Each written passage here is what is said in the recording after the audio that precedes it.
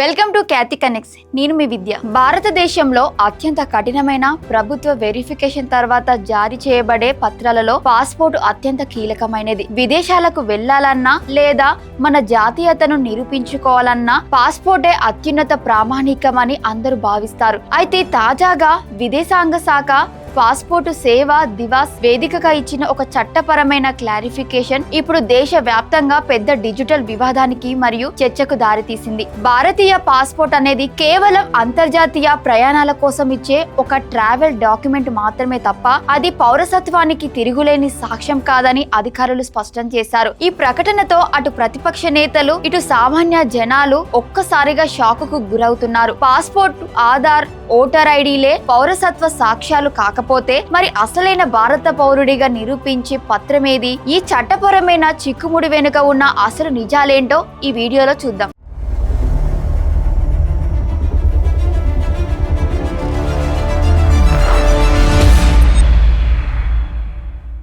చట్టపరమైన నిబంధనల ప్రకారం భారతీయ పాస్పోర్ట్ అనేది పాస్పోర్ట్స్ చట్టం 1967 కింద జారీ చేయబడుతుంది. విదేశాంగ శాఖ వివరణ ప్రకారం పాస్పోర్ట్ అనేది ఒక వ్యక్తి యొక్క ఐడెంటిటీ మరియు అంతర్జాతీయంగా జాతీయతను ప్రతిబింబించే పత్రం మాత్రమే. కానీ పాస్పోర్ట్స్ చట్టంలోని సెక్షన్ 20 ప్రకారం పబ్లిక్ ఇంట్రెస్ట్ లేదా ప్రత్యేక సందర్భాలలో భారత ప్రభుత్వం పౌరులు కాని విదేశీయులకు లేదా శరణార్థులకు కూడా పాస్పోర్టు లేదా ట్రావెల్ డాక్యుమెంట్లు జారీ చేసే అధికారం కలిగి ఉంది. అందువల్ల ఏదైనా న్యాయపరమైన వివాదం లేదా పౌరసత్వ విచారణ తలెత్తినప్పుడు కేవలం పాస్పోర్ట్ ఒక్కటే పౌరసత్వానికి అంతిమ లేదా తిరుగులేని సాక్ష్యంగా నిలబడదని కోర్టులు మరియు చట్టం చెబుతున్నాయి. ఇక సామాన్యుల వద్ద ఉండే ఆధార్ కార్డు మరియు ఓటర్ ఐడీల విషయానికి వస్తే ఆధార్ కార్డును జారీ చేసే UIDAI సంస్థ మొదటి నుండి స్పష్టంగా చెబుతోంది. ఆధార్ అనేది కేవలం భారతదేశంలో నివసిస్తున్నారనే నివాస ధృవీకరణ మరియు బయోమెట్రిక్ గుర్తింపు పత్రం మాత్రమే తప్ప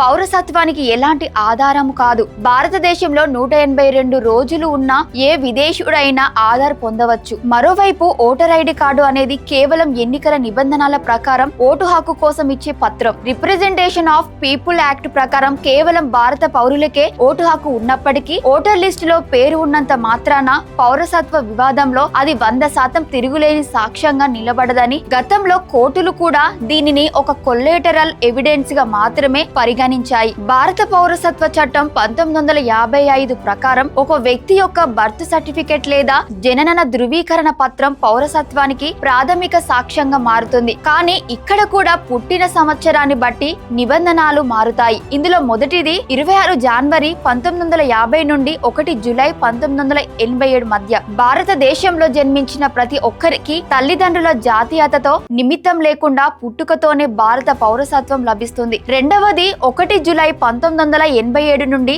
3 డిసెంబర్ 2004 మధ్య భారతదేశంలో పుట్టడంతో పాటు పుట్టిన సమయానికి తల్లి లేదా తండ్రిలో కనీసం ఒక్కరైన భారత పౌరుడై ఉండాలి. మూడవది 3 డిసెంబర్ 2004 తర్వాత భారతదేశంలో పుట్టిన పిల్లల తల్లిదండ్రులు ఇద్దరు భారత పౌరులై ఉండాలి లేదా ఒకరు భారత పౌరుడై ఉండి మరొకరు అక్రమ వలసదారు కాకుండా ఉండాలి. అలాగైతే భారతదేశంలో 100% డైరెక్ట్ ప్రూఫ్ గా నిలిచే పత్రం ఏది అంటే కేంద్ర హోం మంత్రిత్వ శాఖ జారీ చేసే సర్టిఫికేట్ ఆఫ్ రిజిస్ట్రేషన్ లేదా సర్టిఫికేట్ ఆఫ్ న్యాచురలైజేషన్ మాత్రమే. పౌరసత్వ చట్టం 1955లోని సెక్షన్ 5 మరియు 6 కింద పౌరసత్వం పొందిన విదేశీయులకు లేదా విదేశీ భారతీయులకు మాత్రమే ఈ ప్రత్యేక సర్టిఫికెట్ జారీ చేయబడుతుంది.